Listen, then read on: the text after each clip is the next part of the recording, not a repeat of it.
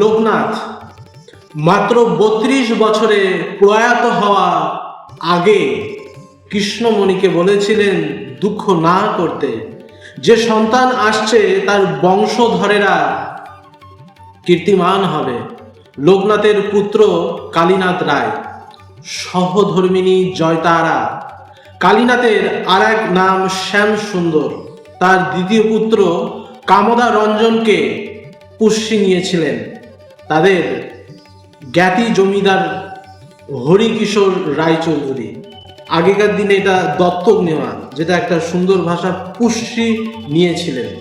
তিনি পোষ্যপুত্রের নাম দেন উপেন্দ্র কিশোর। হরিকিশোরের আর এক পুত্র সন্তান নরেন্দ্র কিশোর। হরিকিশোরের মৃত্যুর পর তার সব সম্পত্তি দুই ভাই ভাগ করে নিলেও উপেন্দ্র কিশোর বিষয় সম্পত্তির বিষয়ে একটু নিষ্ক্রিয় ছিলেন। নরেন্দ্র কিশোরের উপর সব দায়িত্ব ছেড়ে তিনি সৃজনশীল কাজে জীবন কাটিয়েছিলেন।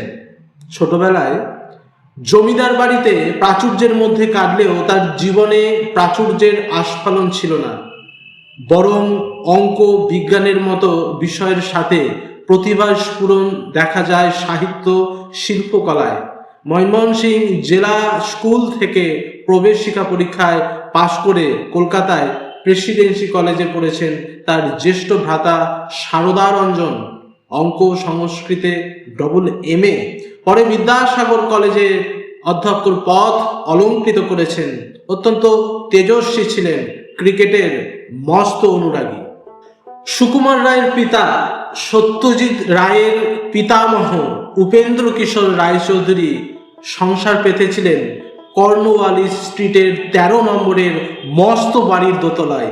এই বাড়িতেই থাকতেন দ্বারকানাথ গাঙ্গুলি ও তার বিখ্যাত স্ত্রী কাদম্বিনী গাঙ্গুলি।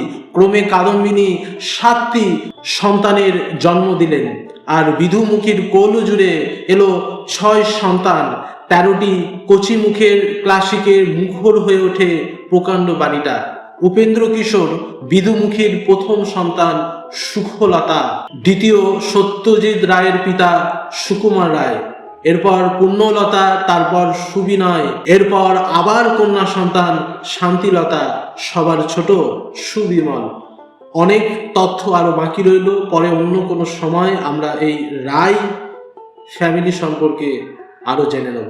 ধন্যবাদ।